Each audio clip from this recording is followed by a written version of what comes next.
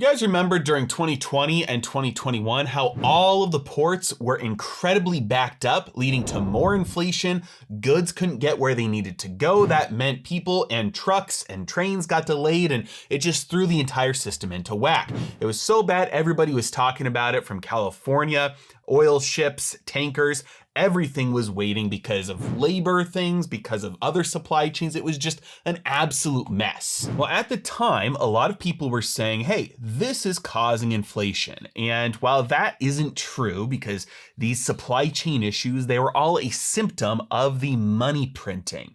However, it doesn't mean they don't contribute as well, because when those ports get backed up, that means that stuff can't get where it needs to go. That means people can't buy that new stuff. That means supply is down compared to demand. That drives prices up even faster. So just because something is a symptom and not the root cause doesn't mean it can't also contribute to making the problem worse. Well, this is no longer the case. In fact, right now, the Los Angeles port is being described as a dormant volcano. That's right, and that's why you haven't heard of the ports being clogged up anymore for a while now, because they aren't. It is eerily quiet over there. During January of 2022, there was a record of 109 container ships surrounding the ports in LA. As of January of 2023, there is no more line. You can see that during the year of 2022, the congestion declined severely. Now, you could look at this and say one of two things. You could look at this and say, well, they finally cleared out the congestion, and now that means all that stuff can get where it needs to be. If so, that would be deflationary. More stuff, assuming demand stays the same, means that prices adjust downward. Alternatively, you could look at this and say, well, there's not as much congestion because people aren't buying as much stuff anymore, so there's less stuff getting shipped in. Either way, this is a deflationary signal. Now, many times I don't distinguish, this is my fault, I don't distinguish between whether I'm talking short-term outlook or long-term outlook. I do think it's very clear we're in a long-term inflationary cycle, and I mean decades long-term inflationary cycle here. When you look at the path that interest rates take, interest rates go up long-term during inflationary cycles, and then down long-term during the deflationary cycles. But interest rates have a floor of right around 0%. And as inflation gets embedded in a system, lenders continue to demand higher and higher interest rates in order to be compensated for that inflation. With that long-term view, though, that doesn't mean that we won't get temporary deflation. And yes, that is something that happens. During these long-term inflationary cycles, there are years where there is actually a decline in prices. And that is exactly what we are getting now. It's part of the classic boom-bust cycle. Essentially, you have a big expansion of the money supply, a bunch of money gets printed, it goes out, buys up a bunch of stuff, prices start to go up, people think they're rich, they make all these investments, it's in projects that cannot be completed because there's no more resources, there is just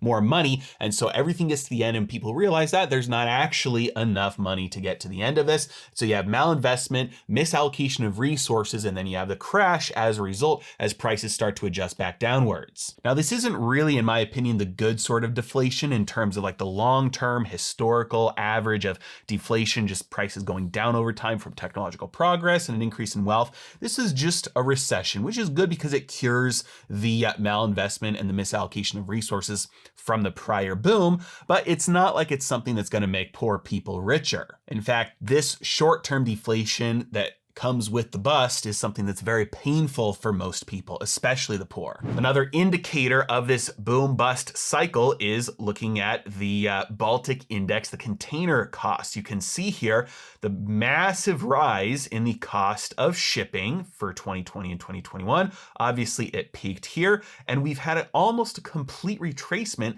back to the levels that it was at for all these years before the money printing started. This is something that no mainstream economists predicted. First, they said money printing couldn't cause inflation. They said inflation was dead. They said it was a thing of the past, that central bankers were all powerful.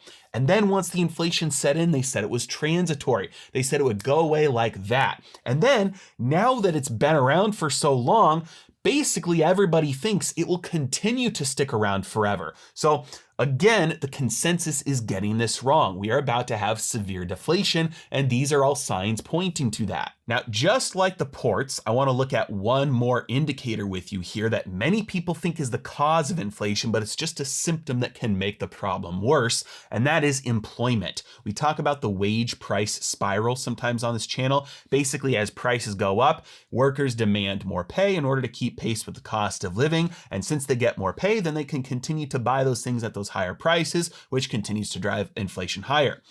Just a symptom though, that whole mechanism only works if there's more money coming into the system to support that. And when the money shuts off, so does the spiral. And we are seeing that spiral stop before our very eyes. On January 18th, we saw that Microsoft announced they're laying off 10,000 employees. Amazon just sent a memo to employees about job cuts, and the layoffs are expected to affect more than 18,000 people. And this is the norm. This is not an exception, especially going into 2023. So unfortunately, these central bankers are not going to be getting what they're expecting. We're not going to get a soft landing. We're going to get, at best, a hard landing. We're going to have a recession here. We're going to see earnings expectations adjust downwards. We're going to see layoffs. We're going to see economic pain. We're going to start to see bankruptcies and people starting to default on their debt. It's about to get very tough. Fortunately, there's always a buy when something is suffering. That means money is moving around. It's always changing place. It's called currency because